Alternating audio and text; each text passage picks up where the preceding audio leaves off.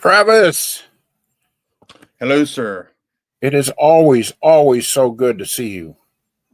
Always good to see you, no matter what the circumstances. That's right. Yep.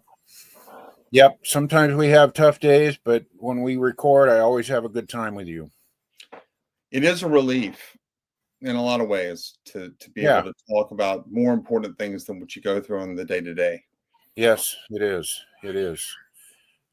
This is Travis and Ross, and this is Notes On, and we try to do Christ on purpose. And usually, Travis and I talk about what we're going to talk about before the show. And I told him, everybody, this time. And trust me, Ross always sabotages it after we make a decision. I tell him I'm going to say one thing, and I say something else. I just love keeping him off. Monkey wrenches. That's it. So I want to make a statement, Travis, something that we have not talked about before. I'm kind of on this ecumenical trend right now where I feel that I believe that there are people who will be in heaven. There are followers of Jesus Christ, effective, good Christians in the Orthodox Church, in the Catholic Church, in the Anglican Church, in the different stripes of the Protestant churches. Mm-hmm. There are also many people I know Protestantism best, so I'll talk about that. There are many people who I do not believe know Christ. Mm-hmm. And so I've been on kind of a search myself, raised in, evangelical, nominally, Reformed churches. Right now, I'm attending an Anglican church. I really like the liturgy, and I love the fact that there is as much emphasis on the Eucharist as there is on the sermon. And for people out there, here's what I want to say. How, if you're searching around Christianity and you want to park yourself somewhere and stay for a while and find a church or a larger body, whatever that is, Protestant, Catholic, Anglican, Orthodox, what is the standard by which you should measure where you should go? And I think I came up with something that you can tell me you like it, or you can tell me I'm wrong, or whatever you want to say. I think to determine where we should be attending church and to determine what practices we use to follow our faith, and even to a certain extent, I'm going to claim what things we should believe. This is the standard. The standard is what brings us personally closer to Christ. Now, you can say that it's tough with doctrine, but I'm going to give you an example, okay? I have a really good friend who has gone from the Protestant church to the Catholic church. Mm-hmm. She believes that doing the rosary and adopting the practices, the Marian practices in the Catholic Church, brings her closer to Christ. Now, is that, and when I went through the OCIA classes to learn about Catholicism, they were very clear and adamant that reverencing Mary in the way that the Catholic Church tells you should do, the goal of that is an increased awareness and a deeper relationship with Christ. Great. I'm all there. I can't do it myself. It feels like a distraction. But so what do you think of that? Is that enough to say, me personally, I can ask Travis to pray for me because I can see Travis and I know he exists and I know he'll pray for me. But for me to say, I want to pray to Mary to ask her to intercede for me with Jesus, That's really awkward for me. I wasn't raised with that. I'm Mm, not sure she's there and can listen to, you know, a couple of million people at the same time, trying to get her to talk to Jesus. I'm not comfortable with it. It feels like a distraction. I'm not going to do it. right. It feels, for me, I feel closer to the Lord when I speak to Him directly. Now, someone else may say, no, this is a channel that the church has authorized. They've been, it's been a thing in the church for almost 2,000 years. Um, I feel closer to the Lord when I talk to His mother and feel her support. Right. So in that, and maybe a lot of other areas, I find myself when I read my Bible in the mornings now, I cross myself before Hmm. I read. Do I need to do that? Nope. But I feel closer to the Lord. I feel like I'm doing a physical thing, almost like I'm signing on or something. I don't know how to describe it, but I do it because it sets the emotional tone for me to start my Bible reading. And Right. so I do it because I feel closer to the Lord. So I think if we were really brutal about that, really held ourselves to that standard, does this thing that I'm doing or this thing that I believe bring me closer to Christ? Or is it a distraction in some way? I think all of us would be better off and it would be easier to find where we should be. What do you think of the general idea? I agree that the standard should be what brings you closer to Christ. I do have a question though. How how do you know that you're actually being drawn closer to Christ, or you're just feeling as if you're being drawn closer to Christ? Which I Yeah, think is what one of the things you were wrestling with when you were talking. I think that's a great question, and I can only answer that for me personally. I think actually being closer to Him, and for me, involves several things. It does involve my feelings, but it also involves, does it increase my does it improve my Christian practices? And I'm thinking especially of prayer. Over the years, I've gone from somebody who barely prays at all to being much more aware of the Lord and saying short prayers all through the day. Mm, And so that, I would say, that's one. It does whatever you're doing help you to pray more? right. Does it help you to read the Bible more? Does it help you to engage other people in conversation in on with spiritual matters? Does it help you? I don't want to say go to church more often. That sounds really superficial. But does it? Do you get a sense of the Lord, of His peace when you are attending service? Um, do you start to hate the things of the world that are just trivial distractions more Right. when you are when you are practicing whatever this is? um Right. I guess that's my list. Well, very good. I'm not sure if I can improve it. Um, but there are certain areas that would need to be settled before you, I think, can be confident that what you're engaging in is a genuine spiritual practice. So, for example, the issue of sola scriptura. Uh-huh.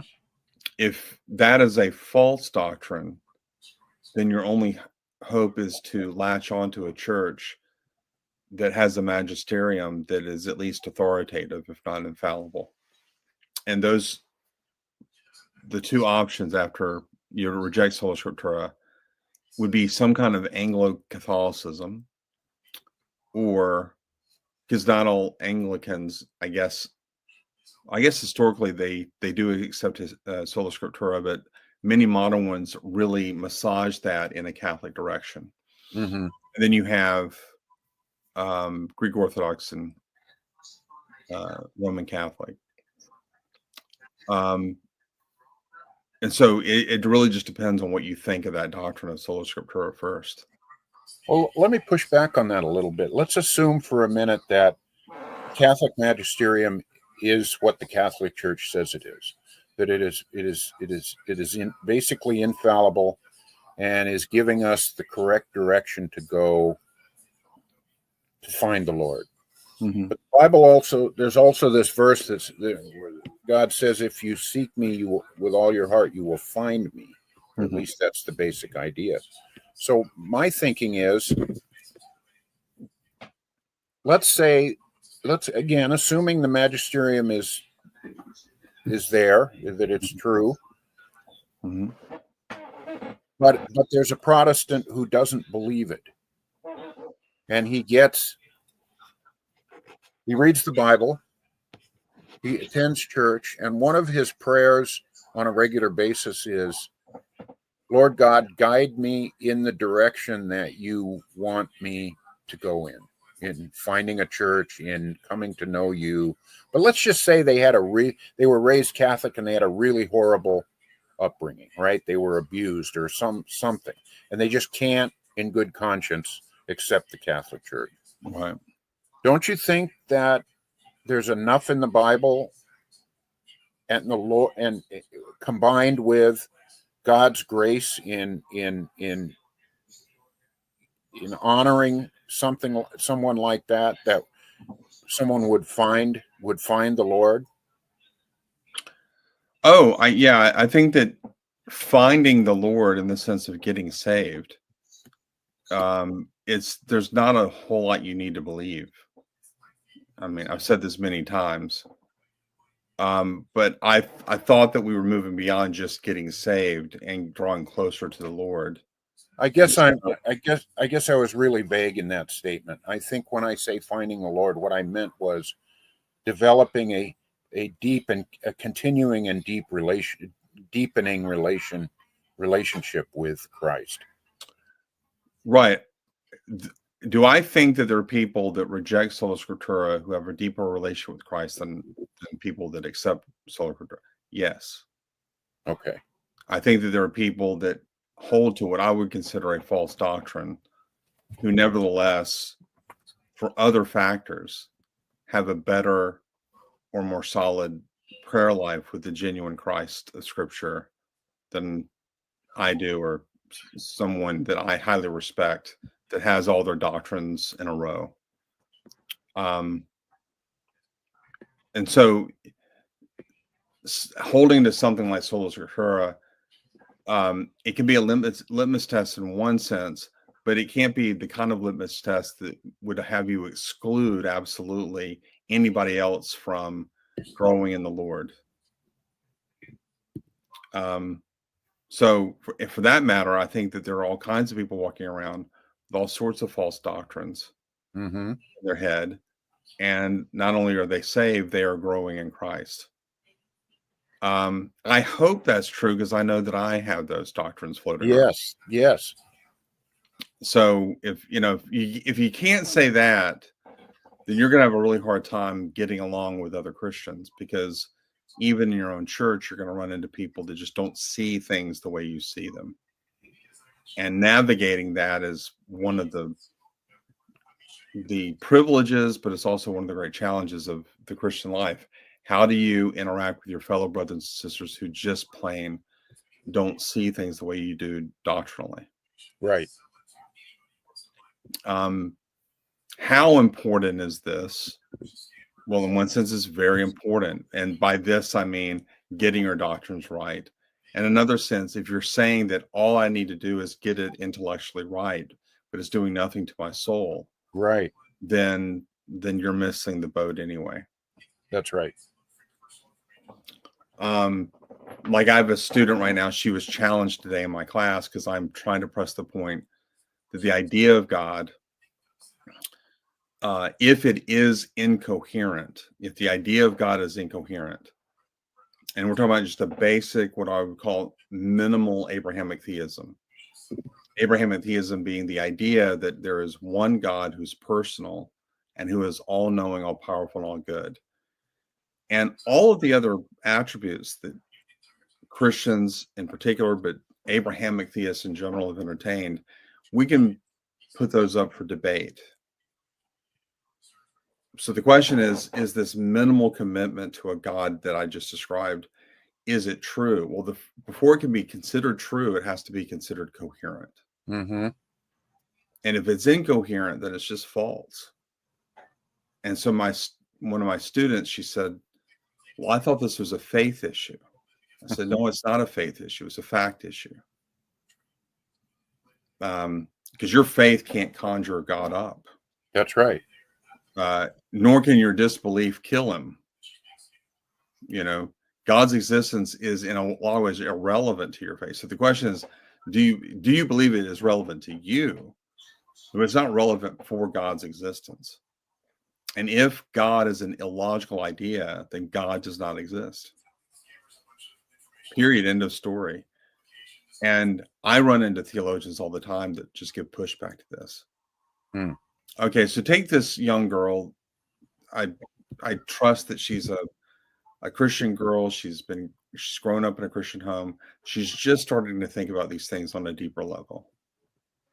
Am I going to say that her current relationship with Christ is any less profound than mine? No, for two reasons. One, I don't know her well enough to know how to answer the question. But I think the more important point is, let's say she hears me out and she says, I just don't agree with that.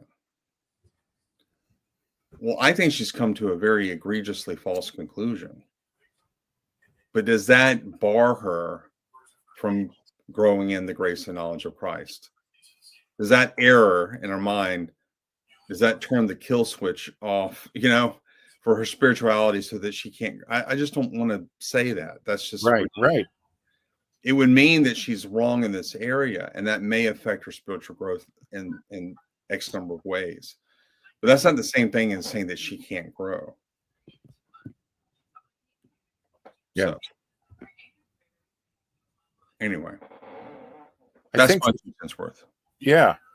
So I think for some kids, you probably get a better sense of this, that idea that something isn't true just because you believe it, or untrue because you don't believe it.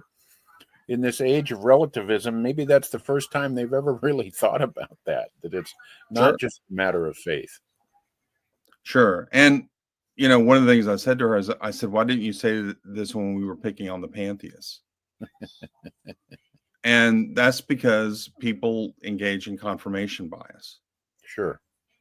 And the confirmation bias is, I'm only going to look at the evidence that supports my view.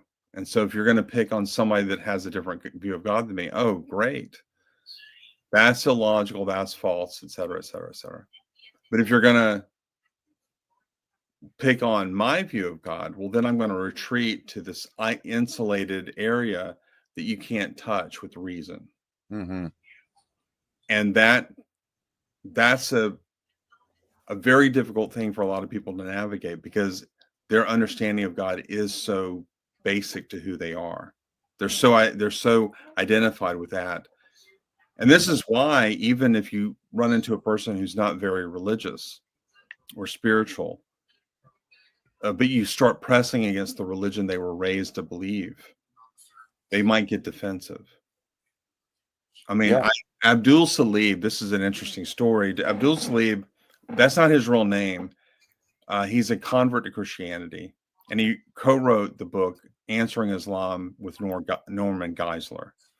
And the book kind of put his name on the map. So Abdul Salib said that when he first came to the West, I think, if I remember his story correctly, he came to Spain. So here he is. He is from, I believe, Iran. He moves to Spain to study at the university, and he's studying for the first time Christianity. He is a nominal Muslim. He has never read the Quran. or if he has, he's read some passages and whatnot, but it's not like he studies the Quran. Right. But he's just raised in a Muslim home. So he knows about as much about the Quran as your typical Episcopalian knows about the Bible, which is not much. Yeah. So he's sitting in class. Well, he starts hearing these arguments against his religion. Well, then he automatically becomes interested in his religion. Now, why is that? Because of family, because of community. Yeah. He was born and raised in this family. He's not going to just abandon what he was raised to believe just because some professor says X, Y, or Z about the Quran. That's right. And that's what started him down his road to rejecting Islam. His first move was to defend it. And then over time, he realized, well, it can't really be defended. And so he becomes an evangelical Christian, and he ends up writing this really good book on Islam with Dr. Geisler. Yeah. And that's how we all are. So even those who don't really believe in God all that strongly might get a little offended if you start attacking what they were raised to believe. Yeah. And it's an interesting point of human psychology. We seek comfort. I think most people are more interested in comfort and a feeling of certitude than they are in truth. This is what Dan Walsh used to teach us in seminary. He goes, you got to ask yourself the question, are you more interested in certainty than truth? And I would distinguish between certainty and certitude. Certitude is a feeling you have. Certainty is more objective. It's when the mind really does latch on something that it knows is true. So I've always felt that passage that says, work out your salvation with fear and trembling is a lot about exactly what you're saying. Sure. Are we really willing in front of God to jump in and really test our own beliefs and go through the pain and agony and uncertainty that absolutely will be there when you do that? Mm-hmm. Do we love Christ enough to expose ourselves to that? Right. Well, here's some good news. I went down I said, if you say that God is illogical, you can insulate yourself from any criticism.